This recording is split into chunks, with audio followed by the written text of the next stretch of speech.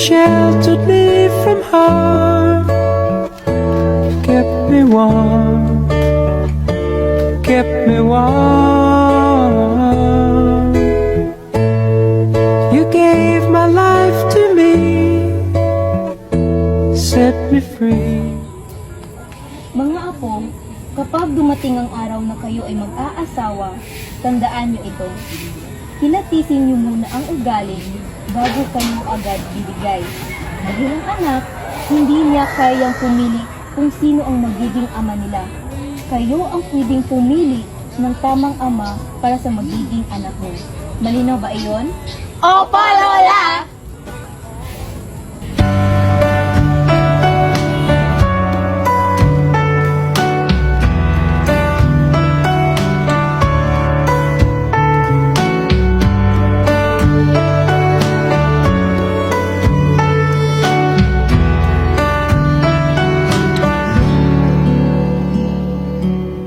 Kaya namang makayanan kahit pa na nahihirapan, kahit lungkot dumaraan.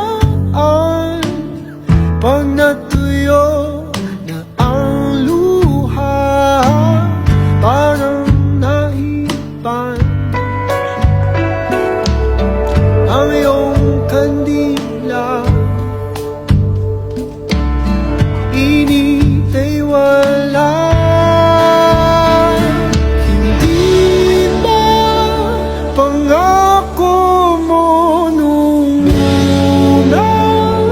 Tiwala'y iingatan. Baka naman sa susunod na habang buhay ay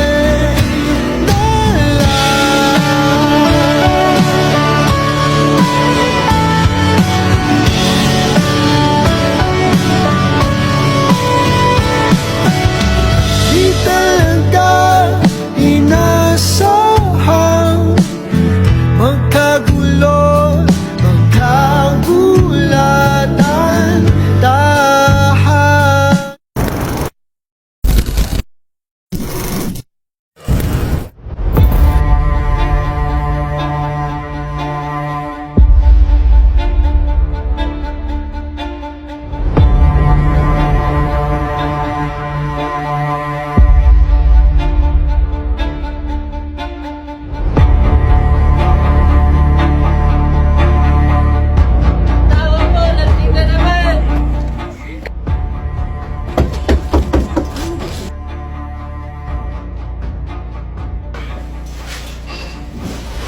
Anong oras na? Pagbilin ka na!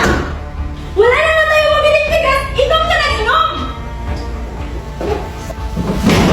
Puro ka salsak! Ang ingay-ingay mo! Tama na! Aray! Bitawan mo nga ako!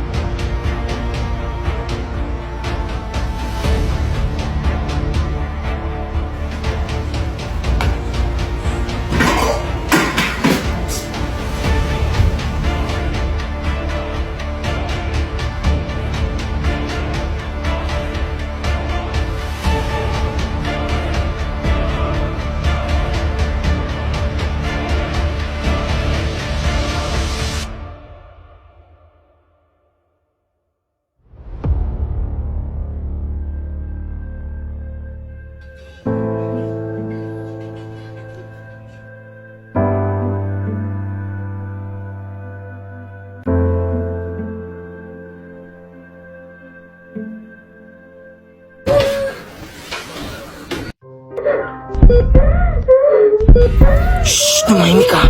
Tumahimik ka!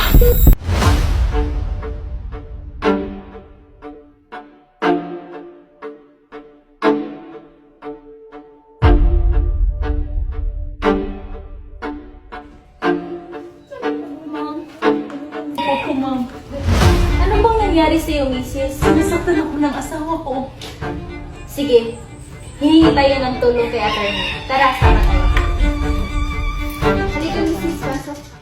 Magandang araw, attorney. Magandang umaga sa inyo. Teka lang, Mrs. Haiwan, ano muna kita kay attorney? Okay, attorney, tulungan mo po ako. Pero natatakot akong sabihin sa'yo dahil ulis ang asawa ko. Mrs., huwag kang mag-alala, lalo na't alam mong nasa tama ka. Sinasaktan ako ng asawa ko, pati ng mga anak ko. Ano ba ang dapat kong gawin? Bilang isang abogada, malinaw kong masasabi sa iyo na pasok sa RA 9262, Violence Against Women and Their Children, ang manipulative behavior ng isang ama laban sa kanyang asawa at anak. Under the law, vows is not only about physical harm. Kasama rin dito ang first, psychological violence. Ito yung mass act na nagdudulot ng emotional suffering like gaslighting, guilt-tripping, intimidation, constant blaming, controlling behavior, pag-twist ng facts, pagdududahan ng biktima ang sarili. Kung ang ama ay gumagamit ng manipulation para kontrolin ang asawa at anak, ito ay malinaw na psychological abuse. Second, economic abuse. Kung ginagamit ng ama ang pera o suporta bilang pagkontrol, halimbawa, hindi ko kayo susuportahan kapag hindi kayo sumunod. Pasok rin ito sa vows. Third, coercion and control. Kapag pinipilit ng ama na siya ang laging tama. At pinipigilan ng biktima na lumaban or magsalita. Ito ay abuso itinuturing ng batas ng karanasan. Kaya mula sa pananaw na bilang abogada, ang pagiging manipulative ng ama, kahit walang physical na pananakit, ay vows pa rin. Dahil ito ay direktang sumisira sa mental, emotional, at psychological well-being ng babae at anak. Tutulungan ka namin.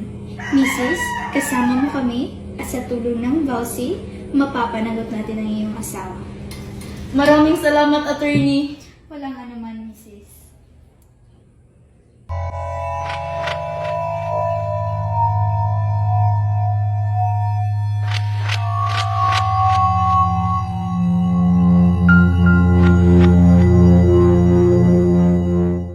Sa tulong ng Bausi, naging malaya ako at ang mga anak ko mula sa masalimuot na karanasan at madilim na pag-aabuso. Sa lahat ng babaeng nakaranas ng pinagdadaanan ko, tandaan ninyo, may boses tayo at pinakikinggan ito. Sa tulong ng Bausi, hindi na tayo nag-iisa. Ang pananakit ay hindi pagmamahal. Ang pananahimik ay hindi solusyon. At ang paglayo ay hindi kahinaan. Ito ay tapang, pagbangon at pagsisimula ng panibagong buhay. Patuloy tayong lalaban dahil karapatan natin ang maging ligtas at mahalin ng tama. Just hold on and run this race for the winning. Just stay strong as we vow since the beginning. Don't give up your faith.